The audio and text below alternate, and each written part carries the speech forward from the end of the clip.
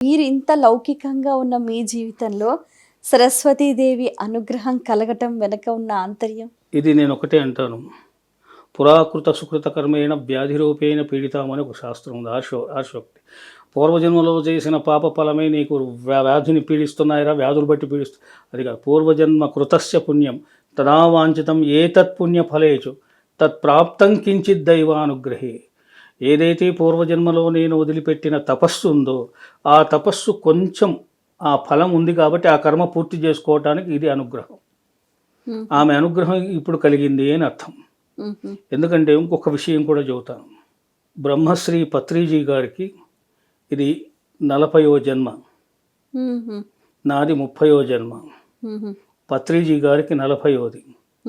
అంటే ఆయన అనేకమైనటువంటి తపోనిష్టల్లో నుంచి బయటకు వచ్చి తిరిగి 40వ జన్మలో 72వ ఏట ఆయన పరమపద సోపానాన్ని అలంకరించాడు. కారణం ఏమిటి? ఇక్కడ తపశ్శక్తి సంపన్నమైనటువంటి జ్ఞానోపదేశ బ్రహ్మస్థితి కలుగుతుంది.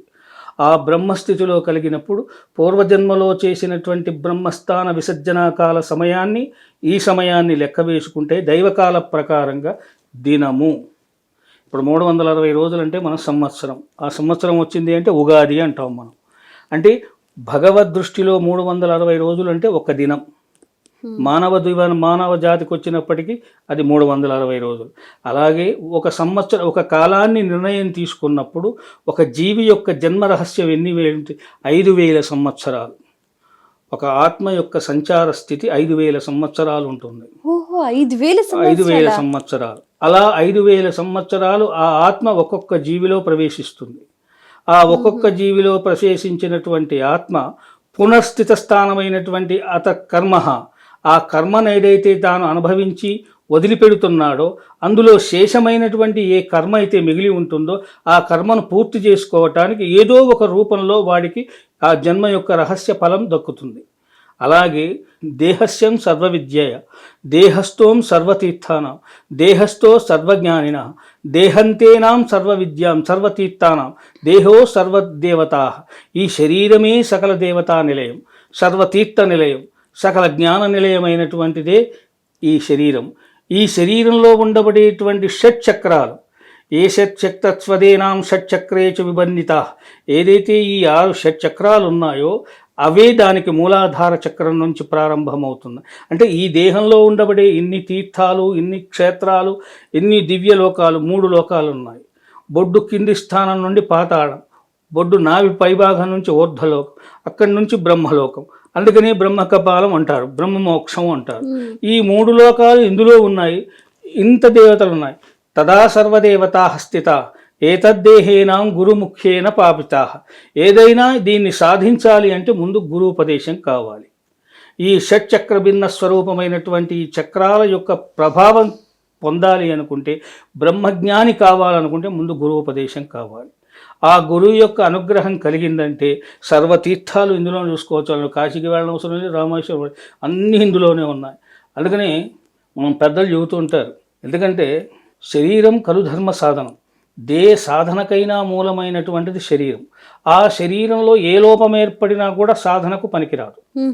అలాగే ఏ అంగ భిన్నమైనా సాధనకు ఉపయోగపడదు. వాళ్ళకు ఏలు పోయిందనుకోండి పనికిరాడు, ఒక కాలుకు దెబ్బ తాకిందనుకోండి పనికిరాడు. సాధనాయోగ్యమైనటువంటి స్థితి అంగానికి కాదు. దేహం దేవాలయో ప్రోక్తం జీవో దేవ సనాతన. ఈ దేహమే దేవాలయం అయినప్పుడు అన్నీ ఇందులో ఉన్నాయి కదా. మరి ఇందులో ఉన్నదాన్ని దర్శించుకోలేక బయటి వాటిని ఎందుకు దర్శించుకుంటున్నాం? అంటే పత్రిజీ గారి యొక్క ఆలోచన ఏమిటో తెలుసా? ఇందులో శ్వాస మీద శ్వాస అనే కదా ఆత్మను సంక్షోభనం పెట్టడం కోసం.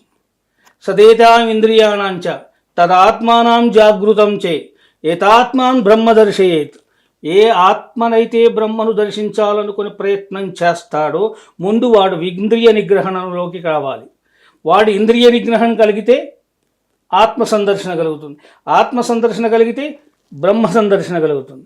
ఇదే బుద్ధ మార్గం. బుద్ధుడి మార్గం కూడా ఇది, గౌతమ బుద్ధుడి మార్గం కూడా ఇది. యతం స్వయం ఆత్మానం దర్శయేత్ తదాత్మానం జీవదేహేన జీవం దేహో ఆత్మన సందర్శిత. ఇప్పుడు నువ్వు ఈ శరీరాన్ని దర్శిస్తున్నావే, మరి ఆత్మను దర్శించలేవు. ముందు ఆత్మను దర్శించడానికి ప్రయత్నించు. ఆ ఆత్మను ఎలా విధంగా దర్శిస్తావు? ఇతన్ ధ్యానం. పత్రిజీ తత్వం ఏమిటి? అదే. ఏ ఆత్మతత్వాన్నైతే తెలుసుకోగలుగుతాడో, ఏ ఇంద్రియాలనైతే స్పందింపజేసి బ్రహ్మతత్వాన్ని తెలుసుకోగలుగుతాడో ఆ బ్రహ్మసూత్ర మార్గమే శ్వాస మీద ధ్యాస. దానిని ఆధారంగా చేసుకొని మునులు, ఋషులు, యోగులు అందరూ కూడా, ఎందుకు అంటే ముందు శ్వాస బంధనం కావాలి. ఓకే. ఆ శ్వాస బంధనం అవుతే జిజ్ఞాస బంధనం అవుతుంది. జిజ్ఞాస బంధనం అంటే కోరికలు. అవును. యతాం మోహయంతే దేహం అన్యో సభాతం కృతం భోక్తం శరీరేణ సుఖాని చ. ఇతరుల చేత సంపాదించబడినటువంటి ధనంతో శరీరాన్ని సుఖించాలనేటువంటి ఆలోచన పోతుంది. స్వ ఇంద్రియాణం భోక్తస్య సుఖ. ఏ సుఖమైనటువంటి భోగాల మీద మనిషికి ఆశ కలగదు. ఆశ ఉన్నాడు అనుకో, వాడు ధ్యానానికి పనికిరాడు. వాడేమీ రజోతమో గుణాలను వదిలిపెట్టినప్పుడే వాడిలో ఆత్మజ్ఞానం సిద్ధిస్తుంది. ఆ ఆత్మజ్ఞానం పెంపొందించినప్పుడే గురువు యొక్క సాన్నిధ్యం లభిస్తుంది. వాడికి కావాల్సింది ఏమిటి? క్షమ, ఓర్పు, ధైర్యం, సాహసం. ఇవి ఉన్నప్పుడే గురు కృపాకటాక్షాన్ని పొందగలరు. గురువు యొక్క అనుగ్రహాన్ని ఎప్పుడైతే పొందగలుగుతాడో మోక్ష సాధనకు మూల పురుషుడు అవుతాడు. మోక్ష సాధనకు ఎవడు మూల పురుషుడు అవుతాడో ఆత్మజ్ఞానానికి మూలమవుతాడు. అప్పుడు ఆ గురు కటాక్ష ప్రభావం చేత మానవుడి యొక్క జీవన మార్గము ఒక మంచి మార్గంలో నడుస్తుంది.